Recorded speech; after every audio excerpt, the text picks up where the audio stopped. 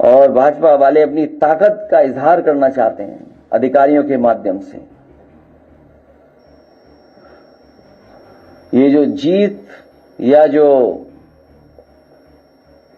ये अधिकारियों के माध्यम से दबाव बनाना या मैसेज देना, डराना धमकाना, ये कितने दिन चलेगा? आज हम और आप लोग बैठे हैं तो और दिन कम हो गए हैं। पहले बैठे थे तो न जाने कितने दिन थे, 20-25 दिन और कम हो गए।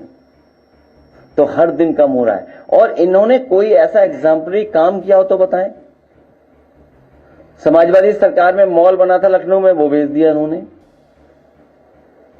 ये तो बेचने वाले लोग हैं। कहीं ऐसा तो नहीं कि ये बड़े बड़े लोगों से मिलकर के कोई बहुत बड़ी साजिश कर रहे हो।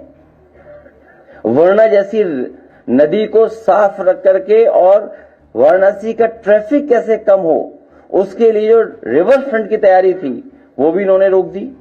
अब कभी कभी सोचते हैं कि कुछ लोग तस्वीरें चलाते कि वर्णा नदी पे हम ये डेवलपमेंट करने जा रहे हैं, जबकि जो प्रोजेक्ट उसमें बना था उससे वर्णा नदी साफ भी हो गई होती, लोगों को आने जाने का रास्ता मिल जाता, पार्किंग की जगह मिल जाती।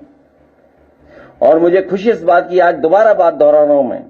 विधानसभा में मैंने दोहराई थी बात और लोकसभा में मैंने ये बात कही, कई मौकों पर कहा मैंने कि आज जो मेट्रो जितनी भी चल रही है यूपी में, आपकी लखनऊ की मेट्रो समाजवादी की देन है, कानपुर की मेट्रो समाजवादी की देन है, नोएडा से ग्रेटर नोएडा जोड़ने वाली मेट्रो समाजवादी पार्टी की देन है, नोएडा को दिल्ली से जोड़ने के लिए मेट्रो समाजवादी पार्टी की देन है, आगरा की मेट्रो समाजवादी की देन है।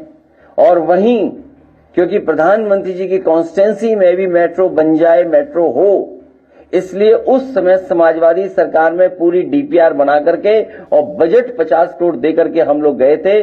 और अगर समाजवादी सरकार बन गई होती तो वाराणसी में भी मेट्रो होती, और मेट्रो बनने के बाद आपको किसी भी गरीब की दुकान या इस तरह का डेमोलिशन का फैसला नहीं लेना पड़ता। अगर कोई बनारस में रोका है मेट्रो को, उस डेवलपमेंट को किसी ने रोका है, तो वो भारतीय जनता पार्टी है। जो ये परेशान किया जा रहा है दाल मंडी में, वो केवल अपना वोट सीधा करने के लिए। और अगर इनकी कोई तैयारी होती कि हम दाल मंडी को किस लेवल तक ले जाएंगे डेवलपमेंट, तो कम से कम किसी बड़ी संस्था से इस तरीके से स्टडी कराई होती। हालांकि ये दूसरे शहर की स्टडी है। बहुत कोई पत्रकार साथी अगर बहुत समझदार हो, हालांकि सब समझदार हैं,